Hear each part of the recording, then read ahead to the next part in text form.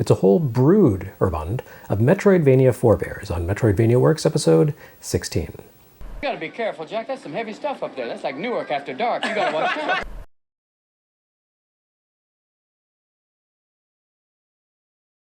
If Rambo drew inspiration from Zelda II, what does that make Infinity's The Battle of Olympus? I think the answer is a game that wants to kill Zelda II and wear its skin. Released a little more than a year after Zelda II, Olympus pulls even more brazenly from Zelda II than Pack-In Video's movie tie-in did just a few months earlier. The two manifest their inspirations in very different ways. Rambo openly swiped Zelda II's experience system, all the way down to the little experience point numbers that float upward when you kill enemies. Olympus does away with the XP gain and levels altogether, offloading your protagonist, Orpheus's ability enhancements to items and tools. Yes, that's Orpheus, as in the figure of Greek mythology, who ventured into the realm of the dead in order to rescue his beloved from the clutches of Hades. The game more or less lays out this quest for players to complete, though some details change in the telling. For one, Orpheus has to rescue Helene instead of Eurydice, and for another, you don't win her back by moving Hades to tears with the beauty of your music, but rather by beating in his face with a sword in a battle that riffs on Link's showdown with his own shadow. Well, video games, what can you do? As 8-bit non-linear action games go, Olympus has quite a bit going for it. It entirely does away with Zelda's overworld exploration and random enemy encounters, reserving the world map for use strictly as a visual reference as you switch locations between one region of classical Greece and another. So basically Zelda II meets Kid Icarus, though far more of the former than the latter. Orpheus travels the length of Greece on foot, mostly, with the starting region of Arcadia acting as a hub of sorts. From the game's outset, you can duck into different passages in order to travel to other regions straight away. Athens, Peloponnesus, and Zeus's temple. At the outset, you're badly overmatched by monsters just about everywhere you go. An old lady even warns you away from Peloponnesus until you've bulked up. But you're free to try your luck regardless. You won't have much success until you start to tackle the game's core quest, which largely revolves around finding the equipment Orpheus needs in order to stand a chance in hell of surviving, well, hell. The only innate improvements he can gain involve his health and durability, which improve as you find the handful of ambrosia icons hidden around Greece. Otherwise, it all comes down to his arsenal. Weapons, shields, tools, and musical instruments give Orpheus the ability to traverse the world, fight more powerful monsters, and break through barriers gating away other portions of the world. The quest line has a consistent and steady flow to it. For example, to reach Phthia and unlock the back half of the adventure, you need to open the road that has been sealed by a rock monster named Gaia. This involves finding the ocarina whose melody awakens Gaia so that you can destroy the beast, as well as acquiring the key that opens the passage to Phthia. You meet the guy with the key pretty early on in the quest, but he won't hand it over until you rescue an abducted nymph, which involves a pretty complex string of acquisitions. You need the Shield of Athena in order to survive a fight with the Lamia that has abducted a child, yes, that ever-popular side quest, so that his family will give you the flame-flinging Staff of Fennel. But you can only activate its power once you learn the secret of fire from Prometheus, who has been locked away in a location that you can only reach once you acquire Hermes' high jump boots, sandals, which can also reverse Orpheus's gravity to allow him to walk on the ceiling, Lionel Richie style. You do this by visiting the Shrine of Hermes and returning to Zeus's temple. The game flows around quest chains and prerequisites like this, with several tools doubling as weapons in the classic Metroid style. But the Battle of Olympus also has a simple economy in the form of olives, which I don't think is meant to be the literal fruit. Olives here are the small glowing red orbs that some enemies drop. A few key items can only be acquired by purchasing them with olives, including a few gifts from gods, which seems a little stingy. Ultimately, you need to seek the best offensive and defensive gear in order to bulk up for your battle against Hades, and you need to acquire 3 mystical heart tokens, representing power, courage, and wisdom one assumes, in order to break through certain barriers and open the path to Hades. The Battle of Olympus doesn't even try to hide the inspiration it takes from Zelda II. Many enemies move and behave exactly like Zelda II enemies. Many quest objectives and abilities work exactly like those in Zelda II, and the graphics, especially building interiors, appear to have been lifted directly from Zelda II. This is not an accusation of plagiarism. The game's designer has plainly stated that he wanted to make a game like Zelda II. And he succeeded, while at the same time making some interesting advancements in the action RPG genre. Olympus has a more concrete and structured world design and quest objectives than similar games that appeared the year before. And if it lacks for a certain originality, well, there's no shame in refining existing concepts. Although the Zelda II clone as an entity would amount to a fairly short-lived branch of game design that more or less faded into obscurity after Ys 3 and Wonder Boy 3 perfected it, the Battle of Olympus deserves props for using Nintendo's hit as a springboard into refinement.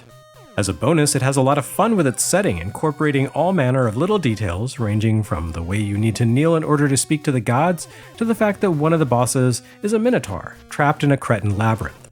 Good stuff. In case you wondered where Japan's developers' heads were as 1987 rolled into 1988, well, here's Compile's The Guardian Legend to answer that question. That's Compile, as in the company that made cool shooters, like Zanac, and cool action RPGs, like Golvelius and Legacy of the Wizard. The Guardian Legend combines both of these things into a unique hybrid that doesn't even attempt to reconcile its two very different modes of play. You travel and explore in a top-down three-quarters combat viewpoint that moves similarly to The Legend of Zelda, but rather than explore dungeons, you instead tackle bosses in a top-down vertical shooter. It's a curious combination of workings, but you can at least begin to understand how Compile arrived at this format when you discovered that the Guardian Legend is a sequel, the follow-up to an MSX shooter called Gartic. Well, in Japan the Guardian Legend wasn't a legend, it was a Gartic Gaiden, a side story to the original game. Gartic itself had broken the rules of the shooter genre, as it involved spaceships and gun combat, but it didn't scroll. Rather than attempt to force the MSX hardware to do something poorly suited for the tech, Compile instead created a shoot-'em-up that moved screen by screen and turned its stages into something like a labyrinth. You might recognize this as a similar approach to creating arcade-inflected MSX experiences to the one Konami took on for Metal Gear, wherein they turned commando-style shooting into a Zelda-style infiltration mission. The Guardian Legend simply plays as though Compile dropped Gartic into a centrifuge to separate out its components, a proper on-foot action game over here, and a proper scrolling shooter over there. The two styles of gameplay exist separately here, but they do overlap. The game begins with a shooter sequence, which can be a little tough for starters, but not unmanageable. Once you complete this prologue, you move into the central hub of the game, the maze exploration. The artificial planet Naju, where the game takes place, consists of a central space connected by locked gates to subzones and interlaced with corridors, the equivalent of dungeons in this adventure. In order to unlock the gates to the subzones, you need to defeat bosses at the end of several corridors, which means surviving the shooting sequences long enough to reach the bosses. The game also contains multiple, optional, secondary corridors, which will reward you with permanent power-ups for your protagonist, Miria, a sleek fighter craft that transforms into a cyborg bikini girl, because that's also where Japan's console developers' heads were at in 1988. Exploring the top-down zones will bring you to the sub-zone gates, corridors, and various power-ups. The latter can include secondary weapons, along with progressive upgrades for those weapons, max health boots, chip storage increases, and upgrades to your armor and main gun. Chips play a crucial role in the adventure, functioning as currency, fuel for your secondary weapons, and a power enhancer for your main gun. By default, your main weapon consists of a meager single projectile, and you can acquire permanent upgrades to its power and firing rate. And for every 100 chips you collect, your gun will expand the number and width of projectiles it fires at once. But these enhancements are fleeting. If your current chip count drops below a power-up threshold, you'll downgrade to the next lowest tier of gun force until you can collect more chips. This forces you to make trade-offs during boss encounters, especially at the end of corridors. You spend chips to fire sub-weapons, and your current chip total drops rapidly when you use your supplemental abilities, meaning that your main weapon loses its oomph the longer you rely on secondary skills. But you can't help but lean on Miria's secondary skills because the boss encounters, both the corridor bosses and the mini-bosses that occasionally pop up throughout the hub zone to give you rewards if you can survive the encounter, are generally pretty hard. They like to crowd Miria to force collision damage while also bombarding her with projectiles, and you really need to use specific sub-weapons to even the odds, even if that means debilitating your main weapon. The Guardian Legend is a little rough on the whole, with the game's shooter heritage resulting in wild difficulty spikes that will absolutely create dead ends for players accustomed to the less taxing pace of normal action RPGs. On the other hand, the action RPG component makes for a much easier vertical shooter than usual for this generation. If you get stuck on a tough boss or corridor, you can poke around the hub to find optional corridors and mini-bosses that will yield critical power-ups to give you more of a fighting chance. You can also swing into shops to buy upgrades from the friendly Randars who populate Naju.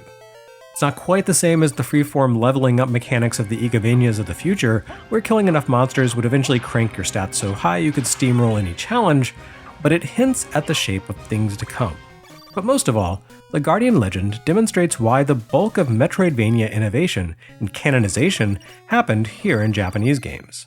Where Western developers of the late 80s were largely focused on simulations, tabletop-style role-playing games, and brisk arcade experiences with very little overlap, games like The Guardian Legend showcase a collective, maybe even cultural, enthusiasm for smashing together disparate genres in order to do unexpected things, like turning an oddball shooter sequel into a hybrid of Zelda and Zanac.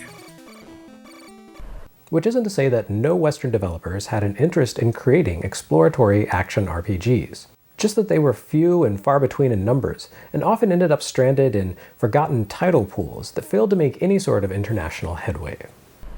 Such is the case with Exile, a wildly ambitious, physics-based open-world action game for Acorn Electron home computers.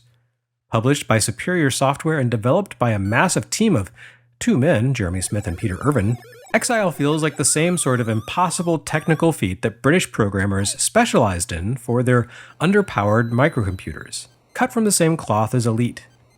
Exile places players in control of an explorer named Mike Finn, who has been tasked with delving into a massive alien world, equipped with a jetpack, a limited power supply, and whatever weapons and tools he can gather along the way.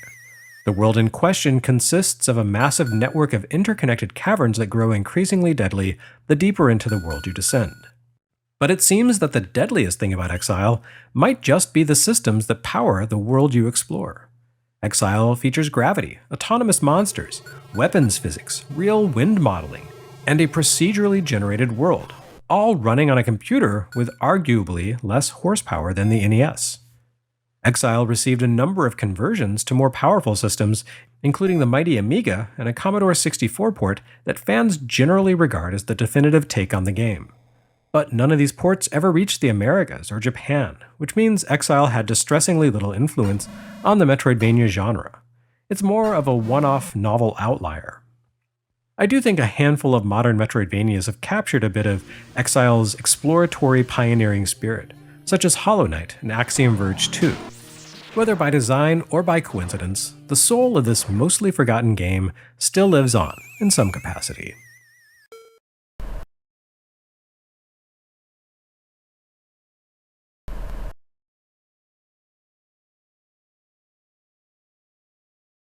Next time on Metroidvania Works, another take on the concepts you saw in Guardian Legend, but not necessarily for the better.